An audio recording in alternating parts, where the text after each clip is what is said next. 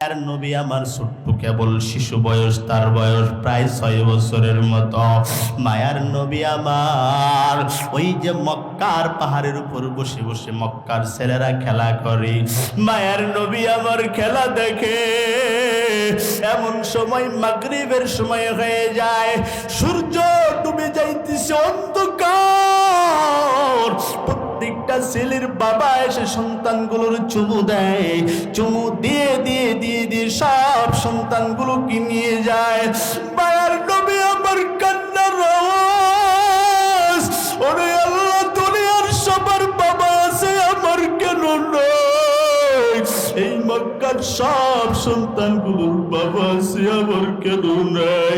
ও আল্লাহ, দুনিয়ার সবার বাবা দিয়েছো, আমার কেন বাবা দেও নেই? আল্লাহর দরবারে মাথাটা উঁচু করিয়া কান্নার আওয়াজ, চোখ দিয়া টপ টপ করে পানি পড়ে, ডাক দিয়া বলে, রে আল্লাহ, দুনিয়ার সবার বাবা দিল, আমার কেন দিল না? এইদিকে মা আমেনা ছটপট করে মক্কার অলিতে গলিতে ঘোরে, ডাক দিয়া বলে, রে মক্কার লোক, তোমরা কি আমার মুহাম্মদ রে দেখেছো?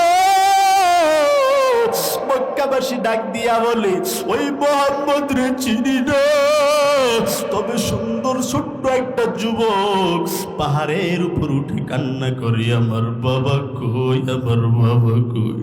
মায়ার নবী বলি, আমার তো বাবা নাই, আমার তো বাবা নাই, দুনিয়ার সবার বাবা আছে, আমার কেন নাই?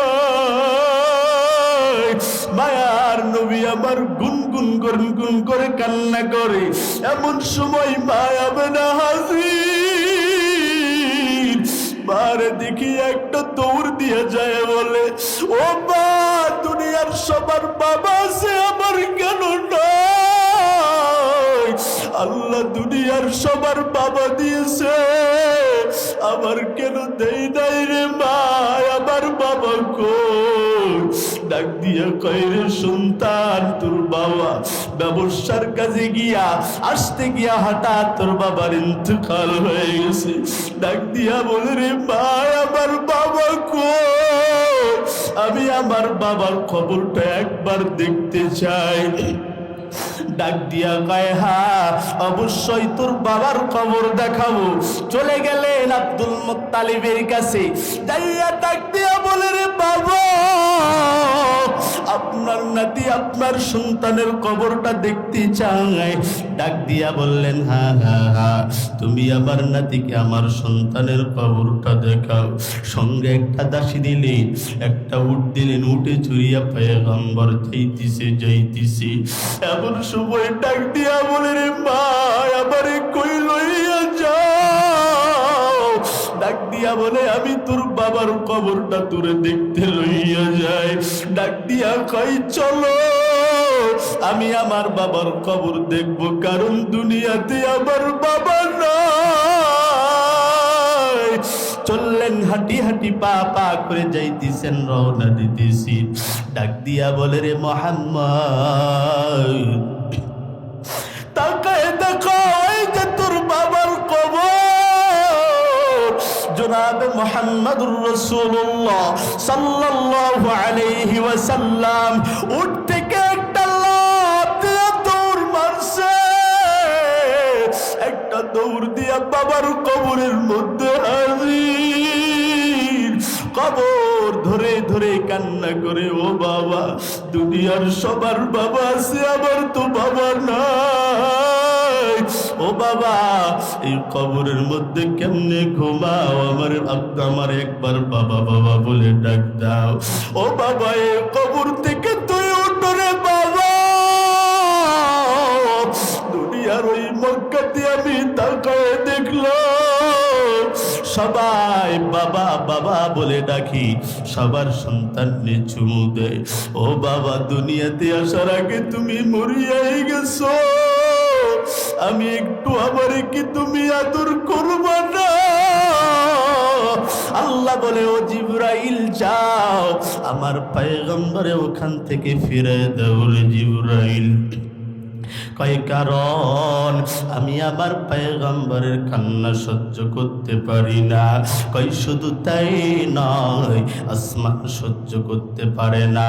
কয় আমি শুধু আসমান নয়, এই জমিনটাও নবীর কান্না সহ্য করতে পারে না।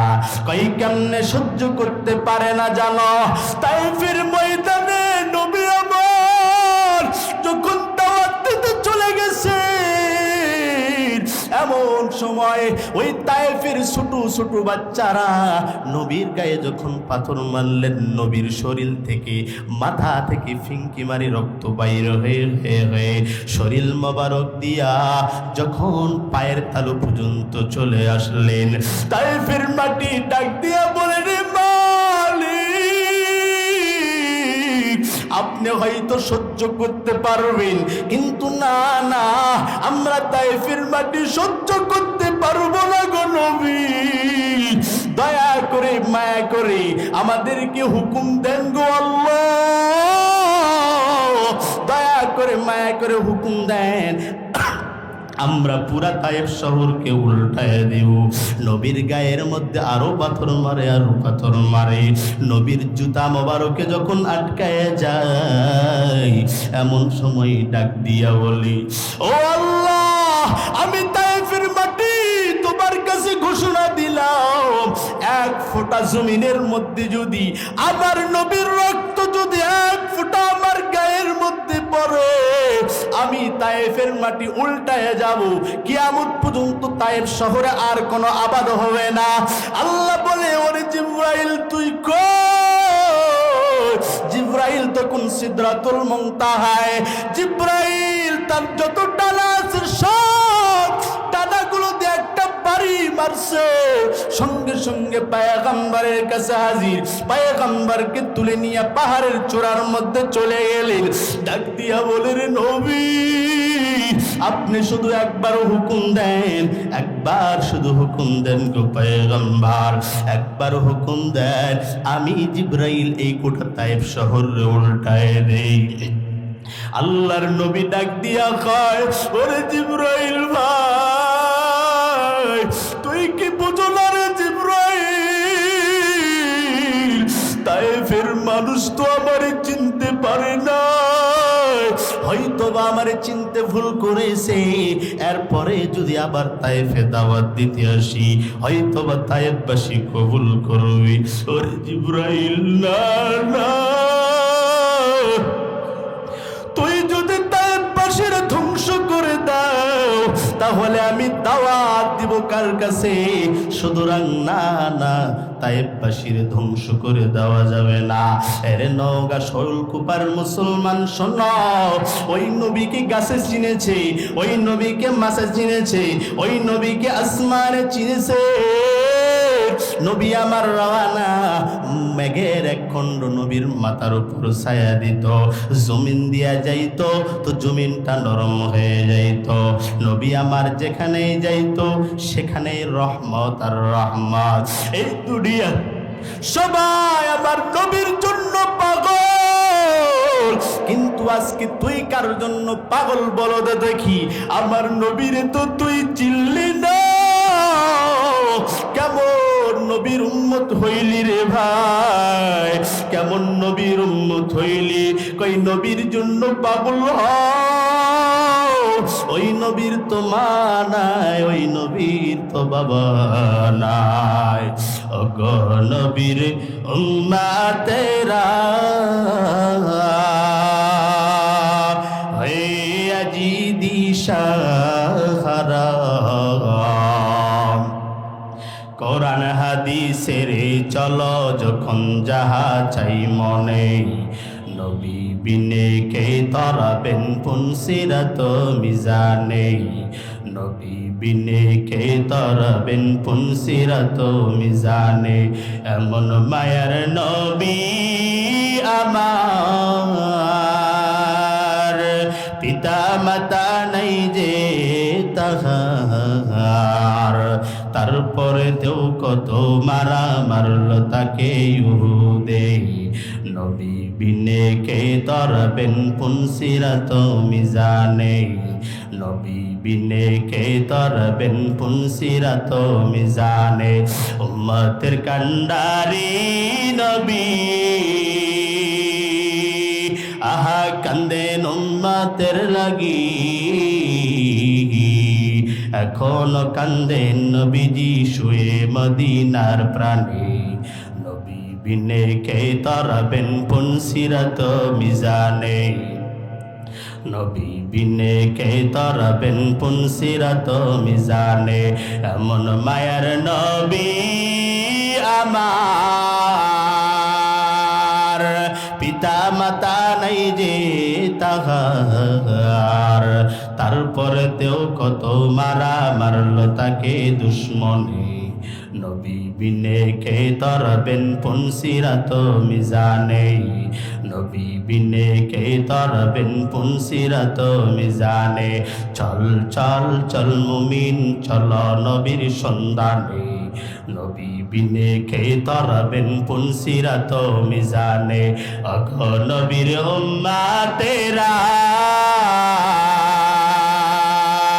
হয়ে আজি দিশাহারা তারপরেতেও কত মারা মারল তাকে উহুদে নবী বিনে কে তরবেন পুনসিরাত মিজানে এরে নবীর উম্মতের দল মায়ার নবী আমার কান্নার আওয়াজ ডাক দিয়া বলে রে বাবা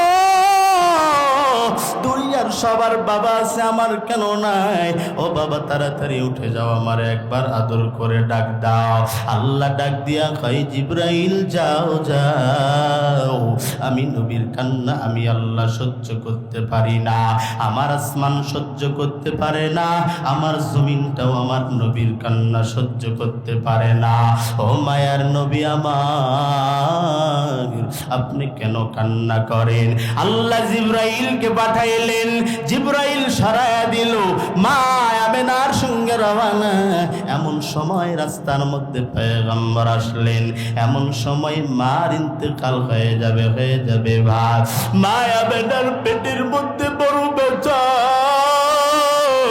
তাই দিয়া কইরে মোহাম্মদ তুই কই আমার বুকের মধ্যে আয় আমি বাবুলে আর বাঁচবো না রে মোহাম্মদ জন্মের আগে বাবা হারাইছো বাবার কবর দেখতে আইসা মনে হয় মারেও হারাইবা মায়া মেনা জমিনের মধ্যে লোটায়া পড়লেন মায়া মেনা ডাক দিয়া বলে রে দাসী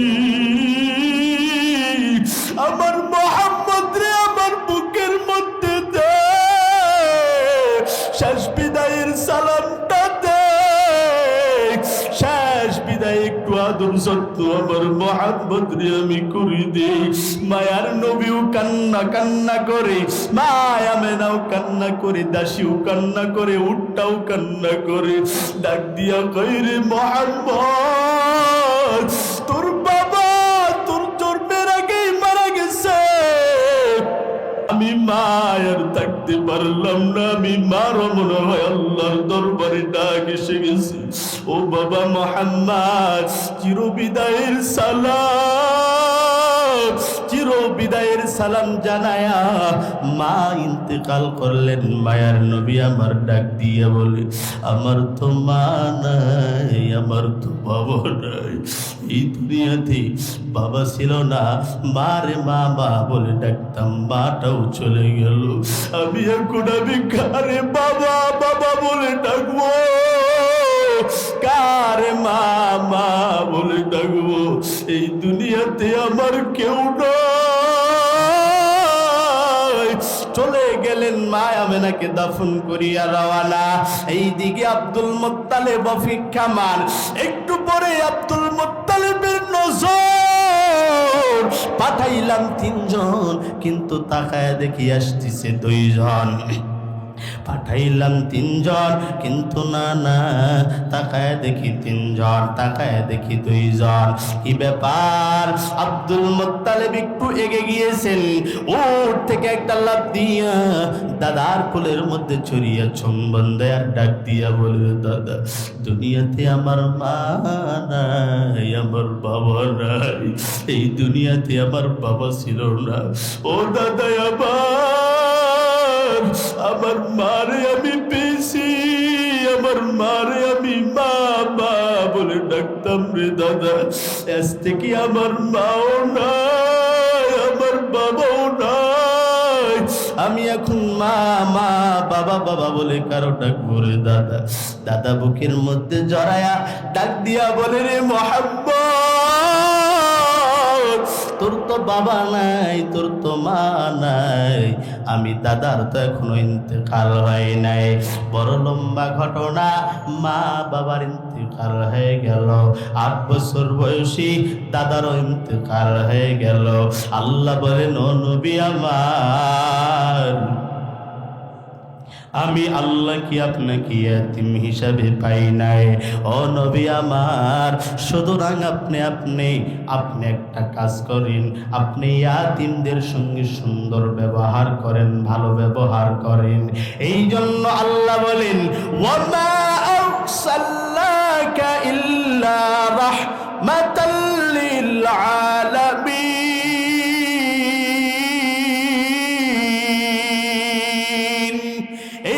আল্লাহ পাক রব্বুল আলামিন ডাক দিয়া বলেন, ও পয়গম্বর, আমি আল্লাহ আপনাকে সবার জন্য রহমত হিসাবে প্রেরণ করেছি। আমি আল্লাহ গাছের জন্য রহমত বানাইলাম, আমি আল্লাহ আপনাকে মাছের জন্য রহমত বানাইলাম, ইয়াতিমদের জন্য রহমত বানাইলাম, সবার জন্য আমি আল্লাহ আপনাকে রহমত বানাইলাম। আবু জাহিল্লার জন্য আল্লাহর নবী রহমত, ফেরাউন মুগিরা, ওয়ালিদ বিন মুগিরার জন্য আল্লাহর নবী রহমত, সবার জন্য রহমত। আল্লাহর নবীর চেহারা তো সুন্দর, মিশরের মেয়েরা তো ইউসুফ নবীকে দেখে তাদের আঙ্গুলগুলো কেটে দিয়েছে। আম্মা জান হযরত আয়েশা সিদ্দিকা রাদিয়াল্লাহু তাআলা আনহাকে জিজ্ঞেস করলেন আরবের মেয়েরা, ও আম্মা জান, বলেন তো দেখি, আমরা শুনেছি মিশরের মেয়েরা নাকি ইউসুফ নবীকে দেখে তাদের হাতের আঙ্গুলগুলো কেটে দিল।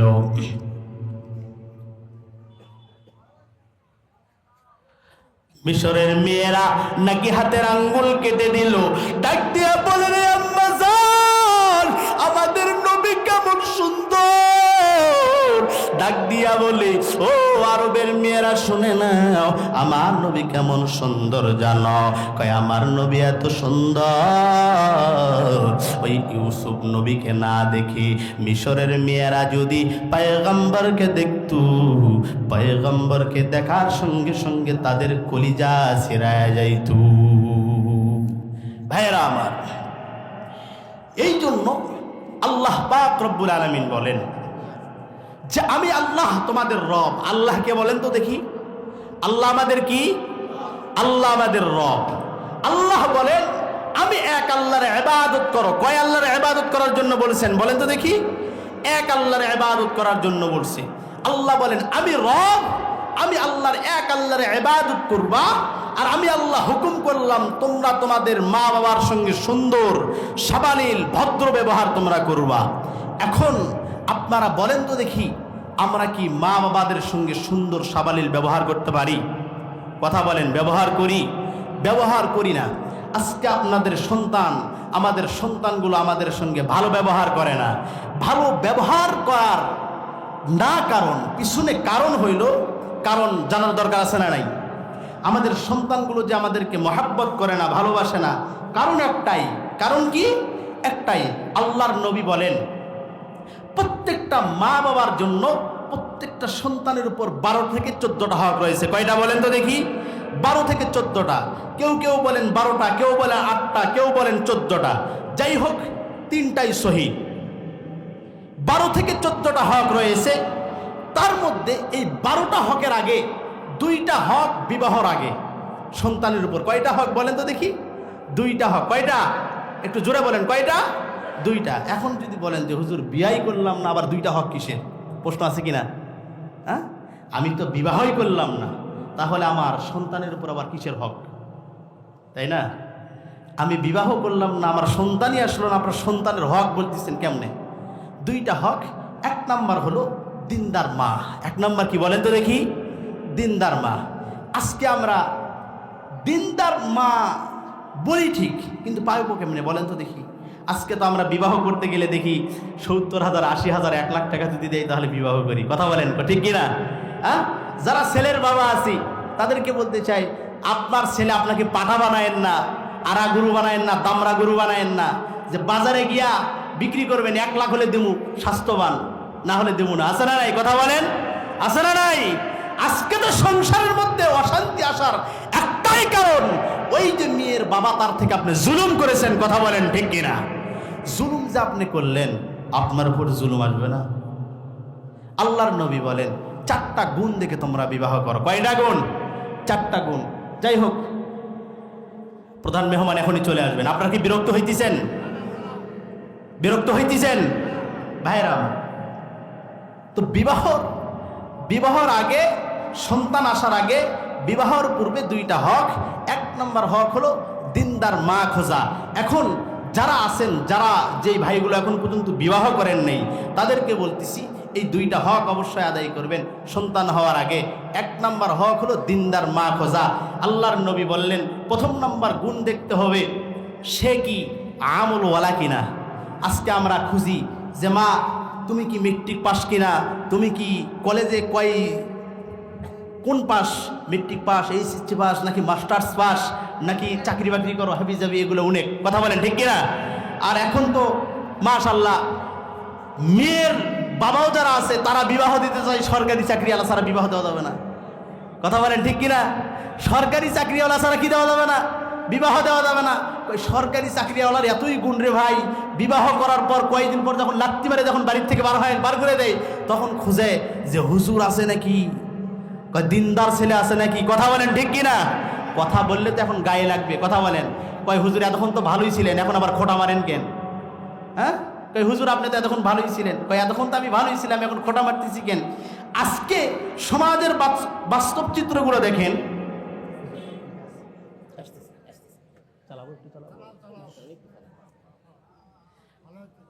আচ্ছা যাই হোক ভাই, এদিকে একটু গান লাগান। আজকে সরকারি চাকরিওয়ালার গুণ বেশি, তাই না? যদি বলা হয় যে আপনার মেয়ের পাত্র হাফেজ, একজন হাফেজ, না মোল্লারা আর কয় টাকা বেতন পায়? কথা বলে না। কয় মোল্লারা কয় টাকা বেতন পায়? ভাত দিতে পারবেনি? কয় ভাত দিতে পারবেনি? কয় আপনার ছেলের, আপনার মেয়ের জামাই মাওলানা। কয় না, এই মোল্লা টোল্লাতে হবি না। কয় কি লাগবে? কয় লাগবে হলো মাস্টার্স পাস করা ছেলে, কোনো সরকারি চাকরি করে। কয় কি করে? কয় মাস্টার। কয় হ্যাঁ দেওয়া যাবে। বয়স কত? কয় 42। কোনো সমস্যা নেই, তাও দেওয়া যাবে। চান্দুর চুল উঠে গেছে, ওরতে বিয়া দিবে, কিন্তু কোনো বেকার যুবক দিয়ে বিয়া দিবে না। কথা বলেন ঠিক কিনা? অশান্তি আসার তো একটাই কারণ, আপনি ওই চান্দুক দিয়ে বিয়া না দিয়া এই বেকার ছেলেটারে বিয়া দিয়া, ওই চান্দুরে 8 লাখ টাকা না দিয়া বেকার ছেলেটারে 8 লাখ টাকা দিয়ে একটা ব্যবসা ধরে দেন, তাহলে তো আপনার পীর মানবে। কথা বলেন ঠিক কিনা? না, ওই চান্দুর দিয়ে বিয়া দিবে, আবার 8 লাখ টাকাও দিবে। কথা বলেন ঠিক কিনা? ভাইয়েরা আমার, আজকে আমরা মেয়ে যেমন বিবাহ দিতে চাইলে আমরা কি দেই? বেকার ছেলেদেরকে দিতে চাই না। কি করবে, কি করে খাবে, কেমন করবে? আপনি কি রিজিকের মালিক? রিজিকের মালিক কি আপনি? রিজিকের মালিক কে? একটু জোরে বলেন, রিজিকের মালিক কে? আল্লাহ। ভাই রিজিকের মালিক তো আল্লাহ, তাহলে এত টেনশন কেন, এত চিন্তা কেন? এরে বলবেন বিবাহ দিবে না, কিন্তু বিবাহ এই টাকলাক দিয়েই দিবে। দেওয়ার পরে 1 মাস 2 মাস পর খোঁজ নিয়ে দেখবে এই টাকলার কত বছর বয়স হয়েছে? 40 বছর বয়স হয়েছে। এর আগে আরেকটা বউ ছিল। এর আগে কি ছিল?